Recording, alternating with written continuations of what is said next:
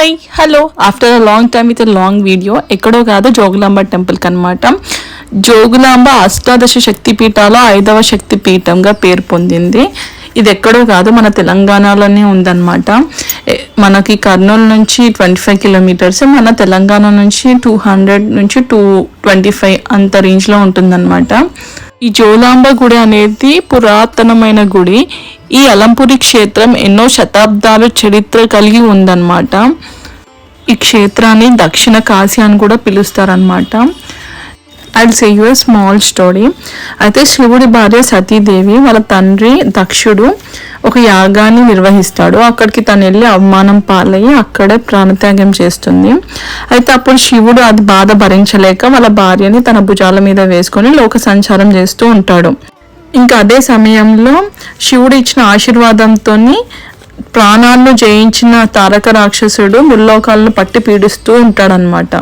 అయితే వీర సముద్భావంతో జన్మించి కన్యకల పాల చేతి పెంచవాడి వల్లే తప్ప మరి ఎవరు చేతిలో మరణం సంభవించదని తారకాసురుడిది వరం అన్నమాట. ఇంకోవైపు ఏమో శివుడు చాలా బాధపడుతూ ఉంటాడు. కానీ శివుడు ఇంకా పార్వతి పెళ్లి చేసుకుంటే వాళ్ళకు పుట్టపోయే కొడుకు వల్లనే ఆ తారకాసురుడు మరణిస్తాడని అందరు దేవుళ్ళకి తెలుస్తుంది. ఇంకా అందరు దేవుళ్ళు కలిసి శివుడిని ఒప్పిస్తారనమాట. కానీ మొదటి వివాహ బంధం నుంచి విముక్తి కావాల్సి ఉంటుందని వరాశక్తి చెప్తుంది. దాంతో విష్ణుమూర్తి తన విష్ణు చక్రంతో సతీదేవి మృతదేహాన్ని ఖండిస్తాడనమాట. అది 18 భాగాలుగా విడిపోయి ఒక్కొక్క ప్రదేశంలో ఒక్కొక్క భాగం పడుతుందన్నమాట. ఇక్కడ వచ్చేసి 5వ శక్తిపీఠం అనమాట. దేవుడు 5వ భాగం ఇక్కడ పడింది అని అంటారు. సో ఉగ్ర రూపంలో ఉంటుందన్నమాట దేవత. అండ్ మోర్ ఏంటంటే దేవత చాలా ఉగ్ర రూపంతో ఉంటుంది కాబట్టి కింద మొత్తం వాటర్ ఉంటుంది. మీరు ఎప్పుడైనా దేవుణ్ణి డైరెక్ట్గా చూసినప్పుడు కింద వాటర్ ఉంటుందన్నమాట. వాటర్ పైన ఉండకుండా దానిపైన గ్రిల్స్ పెట్టి పైన దేవత కూర్చొని ఉంటుందన్నమాట. ఈ ఆలయంలో ప్రధాన దేవుళ్ళు జోగులాంబ మరియు శివుడి రూపమైన బాలబ్రహ్మేశ్వరుడు అనమాట.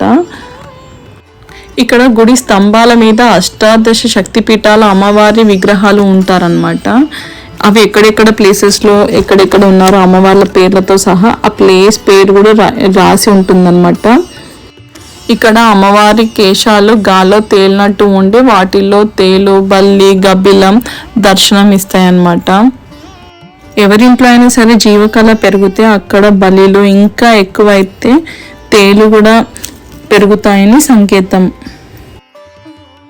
వన్స్ ఇన్ ద లైఫ్ టైంలో మస్ట్ విజిట్ ప్లేస్ అని చెప్తాను నేను. ఈ ప్లేస్ తప్పకుండా ఒక్కసారైనా దర్శించండి. ఈ ప్లేస్ చాలా బాగుంటుంది, చాలా పీస్ఫుల్, మైండ్ కూడా చాలా పీస్ఫుల్గా ఉంటుంది.